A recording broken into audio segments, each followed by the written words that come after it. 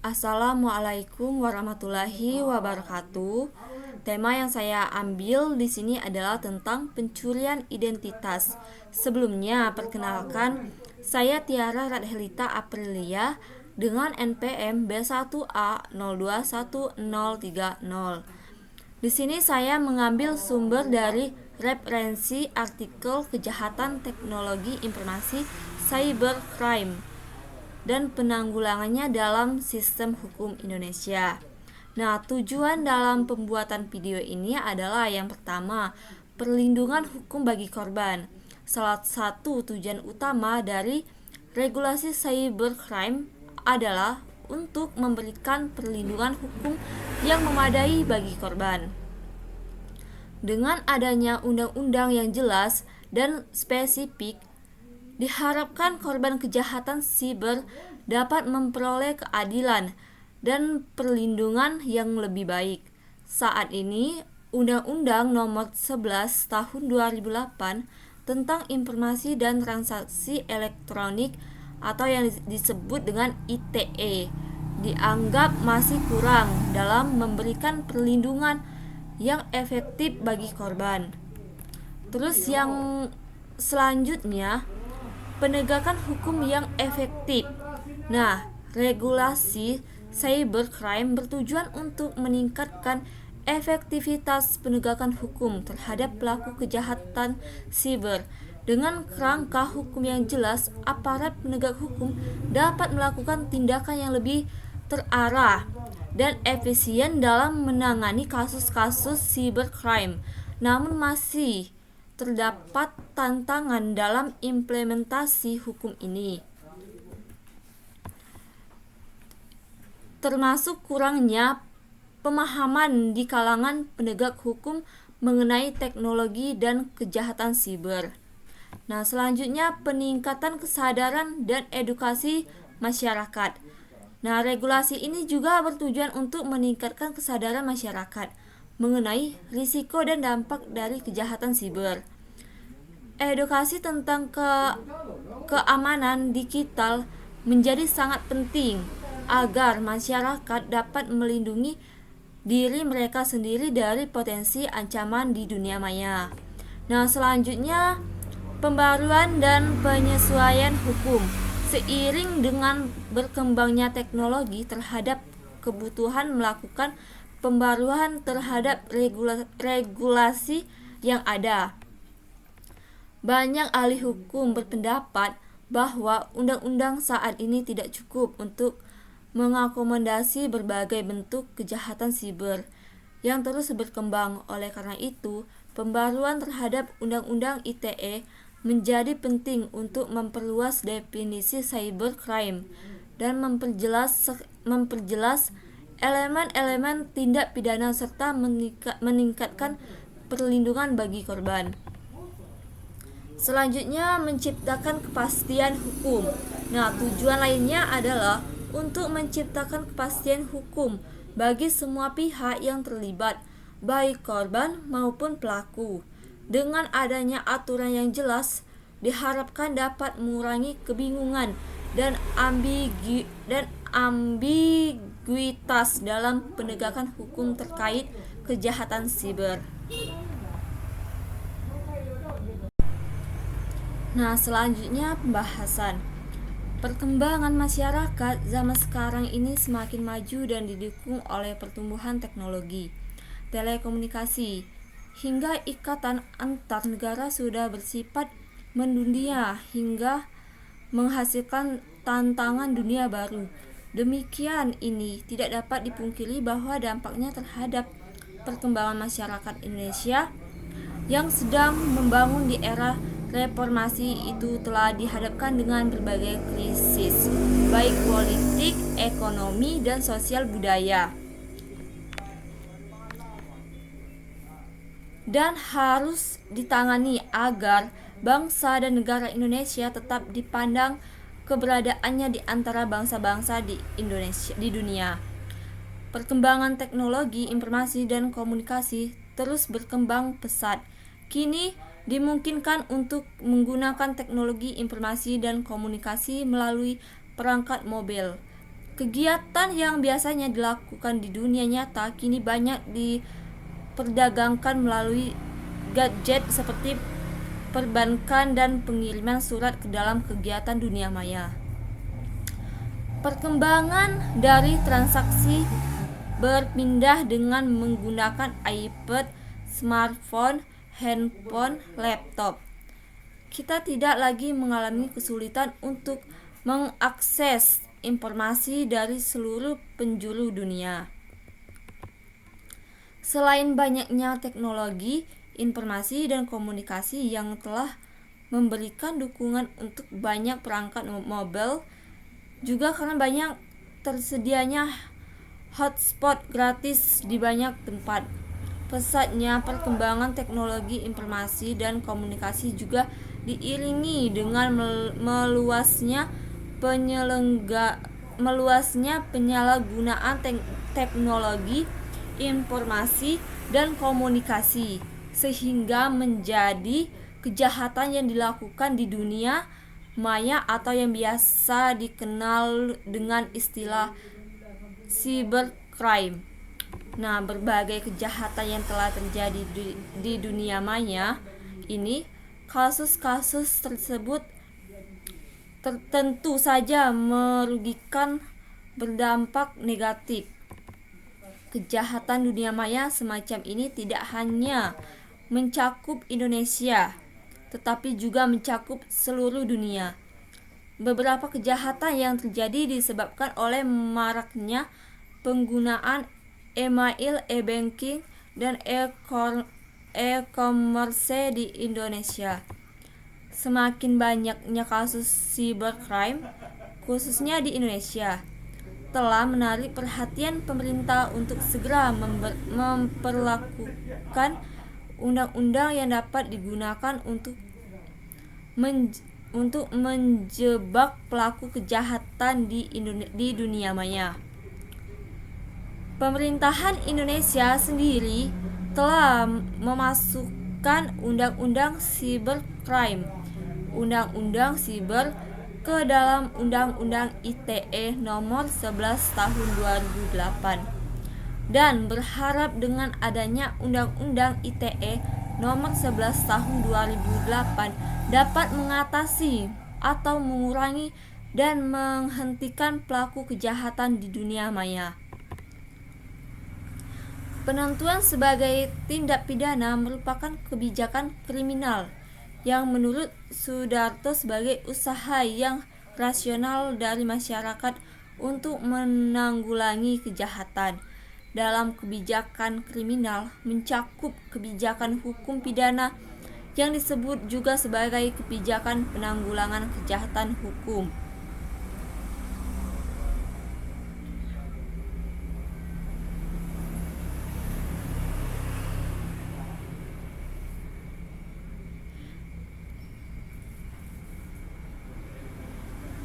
Nah, karena di samping dengan hukum pidana untuk mengulangi kejahatan, dapat dengan surat-surat non-hukum pidana. Hukum pidana selaku fungsi kontrol sosial digunakan untuk memberantas tindak pidana berbentuk pelanggaran norma terkait penggunaan teknologi informasi yang berpotensi pidana buat melindungi masyarakat dari bahaya tindak pidana tersebut.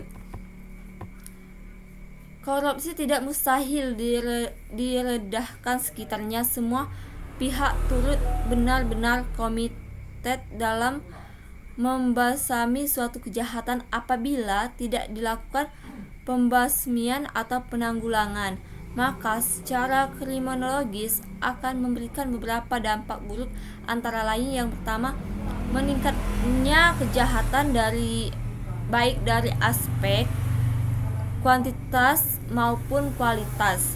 Yang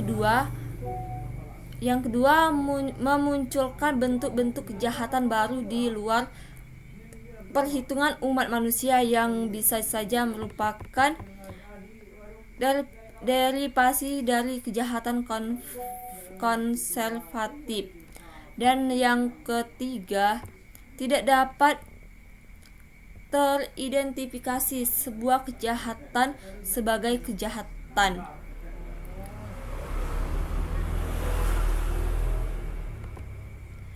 Keberhasilan pembangunan suatu negara memperlakukan masyarakat.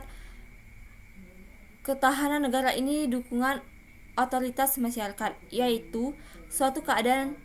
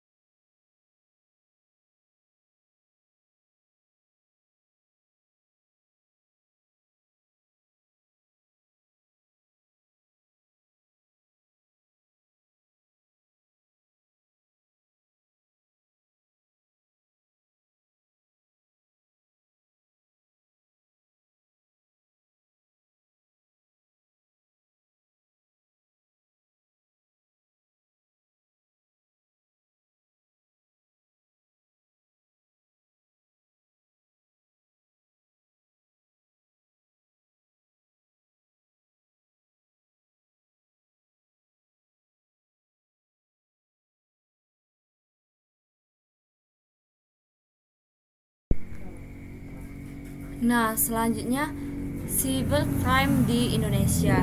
Di antara negara berkembang, Indonesia merupakan salah satu negara yang lambat mengikuti perkembangan teknologi komunikasi modern.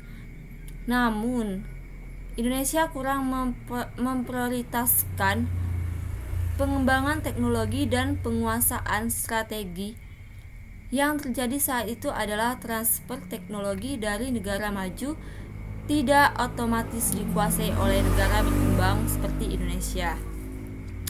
Sungguh ironis karena pada sekitar tahun 1980 Indonesia merupakan negara Asia Tenggara yang memiliki satelit komunikasi pertama kali. Namun sekarang Singapura dan Malaysia yang saat ini masih menyewa satelit palapa dari Indonesia sudah menjadi negara maju berbasis teknologi komunikasi modern. Walaupun masih ada kontroversi, bisa dikatakan bahwa Indonesia ialah negara kesenjangan digital yang cukup besar. Kesenjangan digital bisa dijelaskan sebagai adanya kesenjangan antara mereka yang bisa menggunakan teknologi komunikasi dan mereka yang tidak bisa. Selain kesenjangan tingkat pendidikan dan ekonomi di Indonesia, akses teknologi komunikasi Indonesia juga belum merata. Ketimpangan kurangnya informasi dan telekomunikasi dapat dibagi menjadi beberapa kategori. Tentunya yang paling banyak dikunjungi adalah yang paling dekat dengan pusat informasi komunikasi masyarakat. Nah, terlepas dari kesengajaan digital, kejahatan dunia maya, cybercrime di Indonesia masih merajalela. Kasus yang paling sering terjadi adalah pembobolan kartu kredit oleh para hacker hitam. Mereka dapat menggunakan kartu kredit orang lain untuk mendapatkan apapun yang mereka butuhkan, mulai dari berlian, radar laut, atau corporate software, komputer server, Harley Davidson hingga senjata M16. Kejahatan tersebut biasa disebut dengan credit card fraud atau carding. Indradi memaparkan carding ialah penipuan terhadap kartu kredit Apabila pelaku mengerti nomor kartu kredit seseorang masih berlaku, kemudian pelaku dapat membeli perlengkapan secara online dan mengirimkan tagihan kepada pemilik asli kartu kredit tersebut. Pelaku carding biasa disebut carder. Dalam kejahatan ini, pemilik kartu kredit akan menghilangkan uangnya karena orang lain menggunakannya untuk berbelanja dengan mencuri rekening kartu kreditnya. Nah, pencurian akun ini bisa dilakukan dengan cara membobol keamanan toko online tempat pembelian dilakukan jika keamanan toko online tersebut tidak kuat. Maka akun kartu kredit yang kemungkinan dibajak oleh para pelaku carders akan bertambah. Berdasarkan kasus dan keadaan cybercrime yang berlangsung di Indonesia, bisa terlihat bahwa cybercrime melahirkan ancaman serius bagi Departemen Keamanan non-tradisional di Indonesia. Kejahatan cybercrime merupakan salah satu kejahatan tertinggi di dunia. Istilah keamanan disebut sebagai kemampuan negara untuk mendeskripsikan konsep ancaman dengan mengedepankan aspek militer dalam penyelesaiannya. Seperti yang dilakukan oleh World Penelitian Keamanan adalah fenomena perang yang ditegaskan sebagai the study of the use and control of military force. Namun setelah tuntaskan perang dingin, maka dari istilah keamanan mengalami perubahan. Keamanan meliputi sudut-sudut yang lebih luas, semacam masalah lingkungan hidup, hak asasi manusia, ekonomi sosial, masyarakat, budaya, dan sebagainya. Perubahan makna dan konsep keamanan ini disebabkan oleh berbagai perkembangan, seperti tren global, revolusi di bidang teknologi komunikasi menunjukkan salah satu tren perkembangan. Perubahan ini memungkinkan jarak dapat dihilangkan dan didukung oleh fasilitas transportasi dunia yang semakin kompleks. Situasi ini akan berdampak pada perkembangan problematis masalah politik global, termasuk masalah keamanan.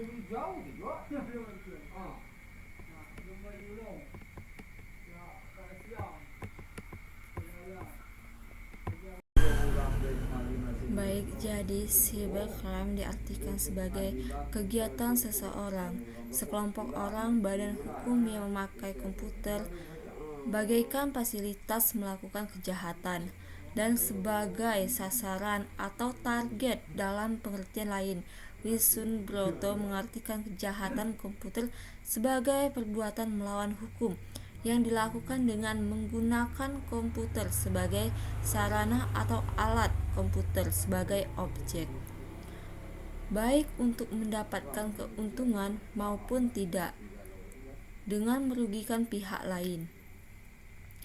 Sifat kejahatan cybercrime dapat diklasifikasikan menjadi: yang pertama, cybercrime sebagai tindakan kriminal. Yang kedua, cybercrime sebagai kejahatan abu-abu. Nah, teknologi komunikasi memiliki kekuatan yang luar biasa dalam mengubah perilaku komunikasi manusia. Selain membawa manfaat berupa kemudahan komunikasi, teknologi juga dapat membawa kerugian. Salah satunya memudahkan para penjahat untuk melakukan kejahatan. Kemajuan teknologi memungkinkan penjahat dunia maya cybercrime memangsa korbannya. Beberapa kejahatan cybercrime yang umum terjadi adalah hacker, carding, DFC, dan Praxker. Para pelaku hacker biasanya bukan berasal dari kaum bawah maupun kaum bawah. Mereka umumnya merupakan orang-orang terpelajar yang paling tidak mengenyam pembelajaran resmi hingga tingkatan tertentu, serta bisa memakai ataupun mengoperasikan PC. Para hacker pula merupakan orang yang berpendidikan, tidak buta teknologi, sanggup secara finansial, serta tidak tercantum dalam warga kelas dasar.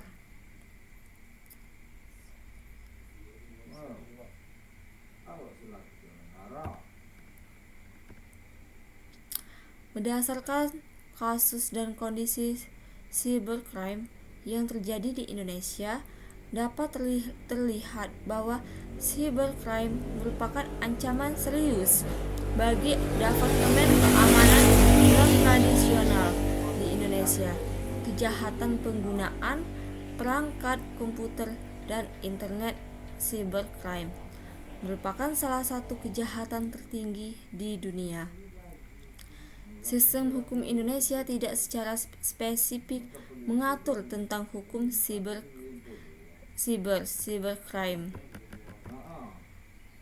Namun, beberapa undang-undang telah mengatur pencegahan kejahatan siber seperti Undang-Undang Nomor 36 Tahun 1999 tentang telekomunikasi, Undang-Undang Nomor 19 Tahun 2002 tentang hak cipta, Undang-Undang Nomor 15 Tahun 2003 tentang pemberantasan terorisme, serta Undang-Undang Nomor 11 Tahun 2008 tentang informasi dan transaksi elektronik. Dalam pembahasan perkembangan hukum pidana di masa mendatang, penanggulangan dan pencegahan cybercrime kudu diimbangi dengan pembenahan serta pengembangan seluruh sistem hukum pidana yang meliputi pembangunan struktur, budaya, serta substansi hukum pidana. Dalam kondisi demikian, kebijakan hukum pidana menempati posisi yang strategis dalam kemajuan hukum pidana modern, serta penegakan hukum pidana hendaknya lebih memperhatikan kepada sistem keadilan restoratif justice. Sepertinya ini merupakan solusi yang adil untuk mengaitkan pelaku, korban, keluarganya, serta pihak lain yang terlibat dalam tindak pidana untuk bersama-sama supaya menyelesaikan tindak pidana tersebut.